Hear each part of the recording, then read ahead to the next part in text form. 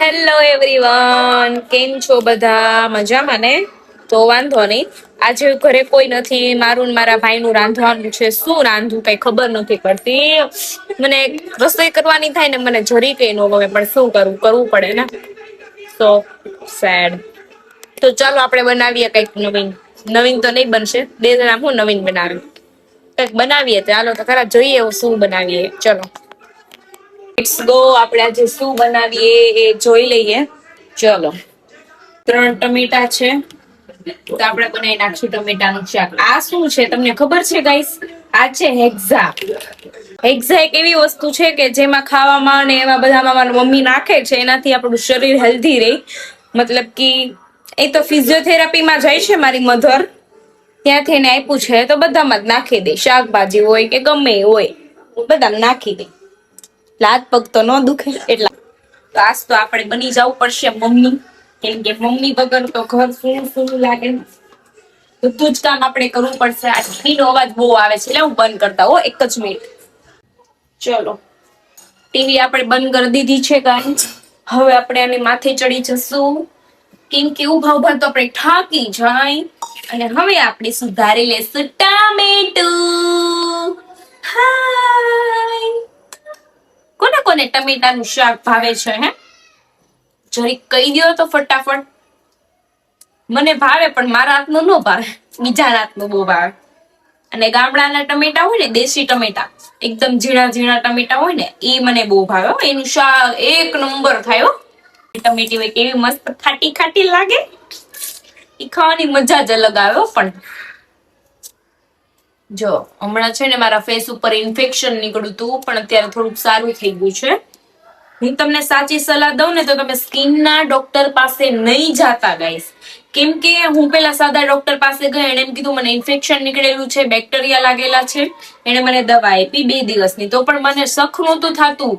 પછી હું skin કેરના doctor પાસે ગઈ. એ ડોક્ટર હતી વુમન. તો મને કે આવું કઈ ઇન્ફેક્શન નથી નીકળ્યું, તમે કે ફેસ વોશ લઈ લો, પછી હેર નું ઓલું લઈ લો, સિરમ લઈ લો, આ લઈ લો. ડાયરેક્ટ લૂંટવા જ, મને તો એવું જ લાગે છે ડોક્ટર લૂંટવા જ બેઠી હતી. નકરું કે આ લઈ લો, આ લઈ લો, આ લઈ લો. 1000 કે 1200 રૂપિયાની કે દવા થશે. અને દવામાં કાંઈ નહીં, ઈ કે તમારો હેર ની ટ્રીટમેન્ટ કરાવવી પડશે અને ફેસ ની કરાવવી પડશે. હવે અમુક ડોક્ટરો તો લૂંટવા જ બેઠા છે, સાચું કહું ને તો મેં તો એને કહી દીધું, મેં કીધું મારે નથી કરાવતું. કે કેમ? મેં કીધું મમ્મી પપ્પાની પરમિશન લેવી પડશે. તી કે લે, મમ્મી પપ્પાની પરમિશન વગર તમે અહીંયા કેમ આવ્યા? મેં કીધું આઈ એમ 21 year old. તો ઈ કે તો અમે અહીંયા આવ્યા જ હું કામ? કે બહુ વાડીની હતી. સાચું કહું છું, તમે જેમ બને ને એમ ડોક્ટર થી બચજો. એ તો તમને સલાહ આપશે, સારી આપશે ને ખોટી આપશે. અમુક ડોક્ટર તો લૂંટવા જ બેઠા છે. બધા ડોક્ટર સારા નથી હોતા, અને અમુક બહુ સારા હોય છે. આજે મને દવા આપી છે અને ટ્યુબ આપી છે, એનાથી મને બહુ સારું થઈ ગયું છે. થોડાક જ ફરક છે, જો થોડુંક જ રહ્યું છે, બાકી બહુ સારું થઈ ગયું છે. હવે એ ડોક્ટર મને એમ કે આ તો તમને માથામાં ડેન્ડ્રફ છે ને એના લીધે નીકળ્યું છે. મેં કીધું ડેન્ડ્રફ તો હું જન્મી ત્યારથી ડેન્ડ્રફ છે, આખું ફેસ ક્લીન હતું. ડાયરેક્ટ અચાનક બધું ફેસ ઉપર નીકળે તો હું એમને નીકળે? તે કેવી તમને ખબર ન હોય? મારી પાસે દરરોજના બહુ બધા પેશન્ટ આવે, કોઈ પેશન્ટ નથી આવતું. હવે અમુક ડોક્ટર તો સાચો એને એમ થાય કે આ લોકોને ખબર નહીં પડતી હોય. કેવું હવે મારે તમને છોડો, આપણે એને બદનામ નથી કરવી ડોક્ટર ને. બાકી હું તમને નામ સહિત એડ્રેસ સહિત બધું દઈ દઉં, પણ બસ તમે ધ્યાન રાખજો એટલું કહું છું. ગમે એ ડોક્ટર તમને ગમે આપી દે ને તો લેતા નહીં. આ તો આપણને ખબર છે. બાકી આપણા જે બીજા બધા હોય ભોળા લોકો, એ લોકો તો શું કરે કે હાલ ને દવા લઈ લો, આ લઈ લો, તે લઈ લો.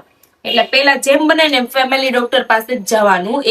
એ એમ કે સ્કિન ડોક્ટર પાસે જાવ તો જ જવાનું. બાકી પેલા જે આપણા ફેમિલી ડોક્ટર હોય ને એની પાસે જ જવાનું. ઘડીક તો મને એમ થયું આને કઈક કહી દઉં. મેં એને પૂછ્યું, મેં કીધું કઈ કંપની નો આવશે? કે તમારે શું જાણીને છે કે કંપની તમને ના ખબર પડે? એ કે મેં કીધું કેમ? ઈ કે તમને શું નોલેજ છે ડોક્ટર નું? મેં કીધું એવું થોડું હોય, કંપની તો આપને આઈડિયા તો હોય જ ને એમ. તો એ કે અમારી કંપની એવી છે કે જ્યાં તમને મેડિકલમાં નહીં મળે. હવે મેડિકલમાં કોઈ વસ્તુ ના મળે તો એ કેવી દવા હશે તમે વિચારો. અમુક ને તો એમ જ હશે કે આને કઈ આ નાની છોકરી છે, આને કઈ ખબર નહીં પડતી હોય. પણ એને શું ખબર કે તારથી મોટી હું શું મગજમાં, ભલે હાઈટમાં નાની હોય. છોડો હવે બધું, ચાલો આપણે ટમેટા સુધારી નાખી ફટાફટ. સુધારાઈ ગયા છે ટમેટા.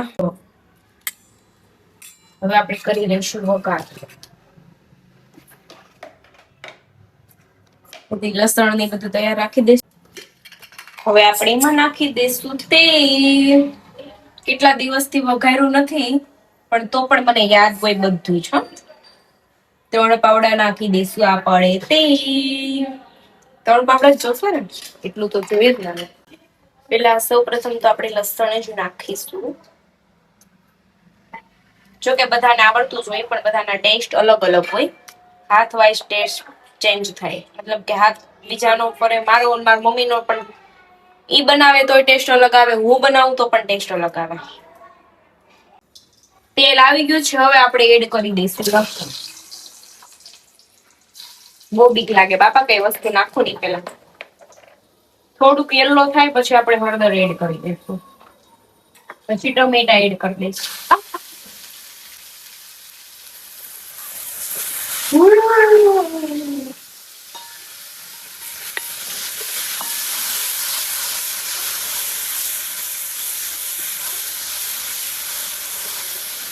મને વઘાર કરવામાં બહુ બીક લાગે, કેમ કે જડી કઈ છાંટો ઉડે ની મને ન ગમે યાર. હવે એને મસ્ત ચડવા દેશું, થોડુંક મીઠું એડ કરીને. ચડવા દે ત્યાં સુધી આપણે બાંધી લેવી લોટ. ભાખરીનો લોટ બાંધવાનો છે, તો લેટ્સ ગો. જો આપણો લોટ રેડી છે, એમાં આપણે ઉમેરી દઈશું એટલે કે તેલ. 3 ભાખરી કરવાની છે, પણ એ કેટલી માથાકૂટ યાર. એમ કરતા જાજી રસોઈ હોય ને મજા આવે થોડીક કરવાની.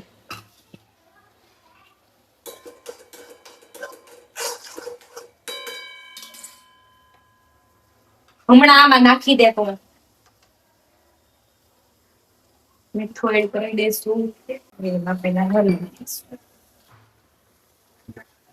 મોણ મજાનો દઈ દઈશું આપણે.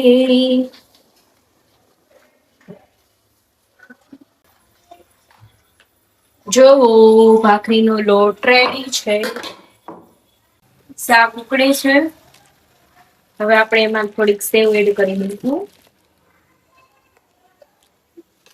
ફોન ને મૂકી દઉં છું મસ્ત જગ્યા પર.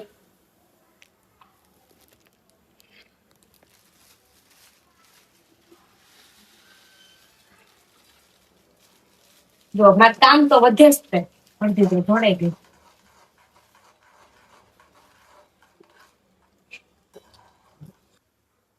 હવે આપણે બનાવીશું ભાખરી. मेरे को तो छोटी सी खानी है, इसीलिए बहुत बड़ी नहीं करूंगी, छोटी छोटी करूंगी.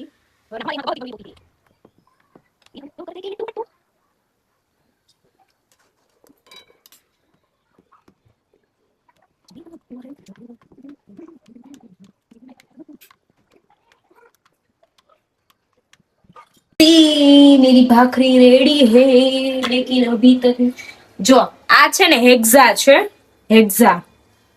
આ છે ને આપણે શાક રોટલી પાણી બધામાં જ નાખી શકીએ, જેનાથી આપણા હાથ અને પગ દુખે નહીં. જો મારી મમ્મી એટલા બધા ભેગા કર્યા છે, બતાવું તમને.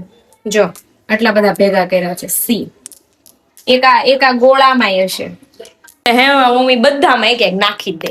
આ જો આ પાણી ગોળામાં હશે, બધામાં એક એક નાખી દે. ચલો હવે આપણે નાખી દઈશું ભાખરી. શાક મજાનું થઈ ગયું છે એવું લાગે. જો શાક થઈ ગયું છે રેડી. હવે આપણે એમાં ધાણા ને એવું થોડું એડ કરી દઈશું. બાજુમાં ભાખરી થાય છે. અમારા ઘરે છે ને અવળી મોટી ભાખરી હોય, જો અવળી મોટી ભાખરી હોય. આ તો મેં થોડીક નાની કરી છે મારા માટે, બટ આ જો તો આ તો નાની છે, મારી મમ્મી તો બહુ મોટી કરે, કેમ કે અમે ભાઈ બહેન એક જ ભાખરી ખાય. અવળી હોય અવળી હોય અવળી હોય અવળી હોય અવળી હોય, એટલે મમ્મી પછી મોટી કરે, કેમ કે આપણે એક જ ખાવાની હોય એટલા માટે. ભાખરી અને શાક રેડી. ગાઈઝ મેં છે ને 15 જ મિનિટમાં ખાવાનું બનાવી નાખ્યું, શાક ભાખરી, અને ઈ તે વિથ બ્લોગ. તમે મારી સ્પીડ જો. અને અત્યારે વાગી ગયા છે 7:45. 7:30 ખાવાનું મેં ચાલુ કર્યું હતું. 15 જ મિનિટમાં 3 ભાખરીનો લોટ, ભાખરી, શાક સુધાર્યું અને શાક વઘાર્યું, અને શાક પણ રેડી છે, બધું જ રેડી છે નાવ. ઓકે, તો મેં જમી લીધું છે. હવે હું જાઉં છું જીમ તરફ. Bye bye.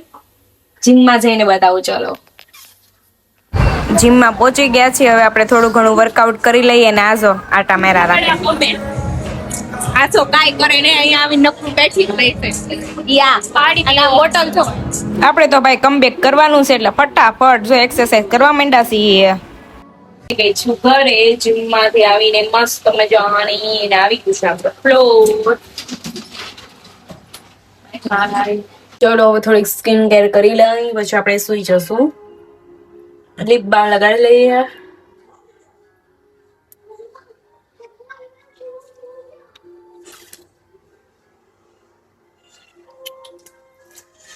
Bye bye, good night.